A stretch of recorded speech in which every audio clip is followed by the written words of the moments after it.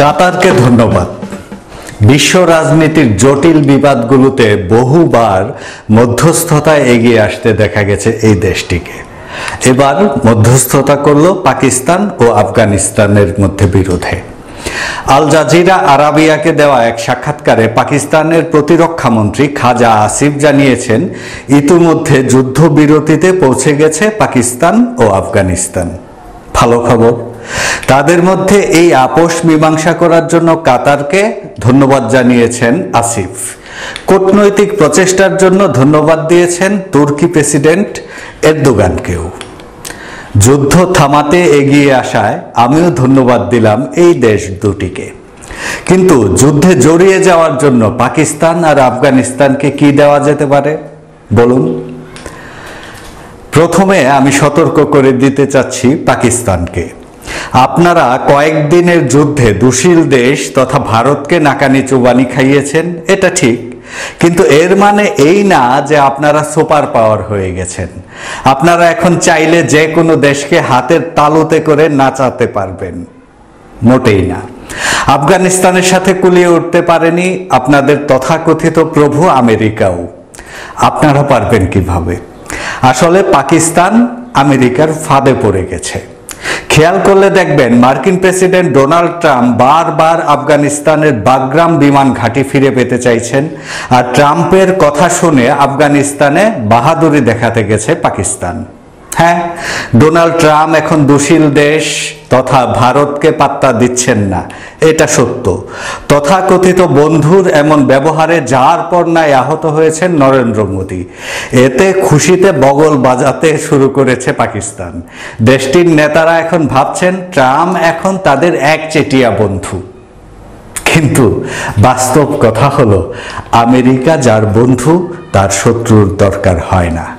আবার একইভাবে বলা যায়, দুশীল দেশ তথা ভারত যাদের বন্ধু তারাও ধীরে ধীরে স্বাধীন চেতাদের শত্রুতে পরিণত হয়। সুতরাং সাবধান আমির খান মুত্তাকি, আফগান পররাষ্ট্রমন্ত্রী। দুশীল দেশের সাথে গলাগলি করতে যাবেন না। ভারতে 7 দিন কাটিয়ে এসেছেন, বেশ ভালো কথা, তবে আপনাদের খেয়াল রাখা উচিত এই 7টা দিন যেন আপনাদের ক্ষমতায় থাকা 1550 দিনকে ধূসর করে না দেয়। আমির খান মুত্তাকি, আপনারা যখন ক্ষমতা নিয়েছিলেন তখন তালেবান তালেবান বলে চিৎকার করে ত্রাহি অবস্থা তৈরি করেছিল ভারত। পশ্চিমা গণমাধ্যমগুলো যতটা না চেঁচামেচি করেছে তার চাইতে শতগুণ বেশি চেঁচিয়েছে ভারতীয় গণমাধ্যম। এরা গুজব ছড়িয়েছে যেন তালেবান এক দৈত্যের নাম। এর 2টি শিং আছে, দাঁতালো মুখ আছে, মানুষকে সামনে পেলেই ছিঁড়ে খায় অথবা ঢোক করে গিলে ফেলে। শেখ হাসিনা পালিয়ে যাওয়ার পর বাংলাদেশের প্রধান উপদেষ্টা ডক্টর ইউনূসকেও তালেবান বলে তকমা দিয়েছে ভারত। আর এখন তালেবান মন্ত্রী মুত্তাকির জন্য লাল গালিচা বিছিয়ে দেয় দেশটি। আসলে দুশীল দেশের লজ্জা বলতে কিছু আছে বলে আমার মনে হয় না। এরা শক্তের ভক্ত, নরমের জম। এই কারণেই ইউনূসকে বলি, দুশীল দেশের সাথে পুতুপুতু করবেন না, হ্যাডম দেখান, আপনার জন্য লাল গালিচা বিছিয়ে দেয়া হবে।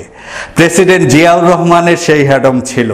তাকে ভারত কিভাবে রিসিভ করত সেই চিত্র সামাজিক মাধ্যমে পাওয়া যায়। আর তাদের পুতুল শেখ হাসিনাকে কিভাবে রিসিভ করা হতো সেটাও সবার জানা। আসলে পুতুলের মর্যাদা তো পুতুলের মতোই হবে। আফগানিস্তানের হামিদ কারজাইয়ের মর্যাদা কেমন ছিল আর এখনকার মুত্তাকিদের মর্যাদা পার্থক্য করতে পারেন? হ্যাঁ, যারা শক্ত থাকতে পারে, দুশীল দেশ প্রথমে তাদের নিয়ে চেঁচামেচি করে, ষড়যন্ত্র করে, তারপরও সুবিধা করতে না পারলে লাল গালিচা বিছিয়ে দেয়। কিন্তু ষড়যন্ত্র বন্ধ রাখে না। ভারতের কাছে আমির খান মুত্তাকি এখন খুব গুরুত্বপূর্ণ, কারণ মুত্তাকিদের সাথে পাকিস্তানের ঝামেলা আছে। এই ঝামেলাটা যতই উস্কে দেয়া যায় প্রতিপক্ষকে ততই দুর্বল করে দিতে পারবে দুশীল দেশ। দুশীল দেশ ভালো করেই জানে আফগানিস্তান হলো এশিয়ার হৃদয়, আর এই হৃদয়ে আছে এক ক্ষত। এই ক্ষতের নাম ডুরান্ড লাইন। এই লাইনের এক পাশে পাকিস্তান, অন্য পাশে আফগানিস্তান। 1893 সালে ব্রিটিশ ভারতের পররাষ্ট্র সচিব মার্টিমার ডুরান্ট 2640 কিলোমিটার ব্যাপী লাইনটি টেনে দিয়েছিলেন। পাকিস্তান এই লাইনকেই আন্তর্জাতিক সীমান্ত হিসেবে দেখে আসছে, আর আফগানিস্তান একে সীমান্ত হিসেবে মানছে না। কারণ ডুরান্ট লাইনে বিভক্ত হয়ে গেছে পশতুন এবং বেলুচরা। এদের কেউ আফগানিস্তানের ভেতর, কেউ পড়ে যায় পাকিস্তানে। আফগানিস্তান দাবি করছে পাকিস্তানের খাইবার পাখতুনখাওয়া ও বেলুচিস্তানের পশতুনদের জন্য স্বাধীনতা। পাক আফগান বিরোধের মূল কারণ এটাই।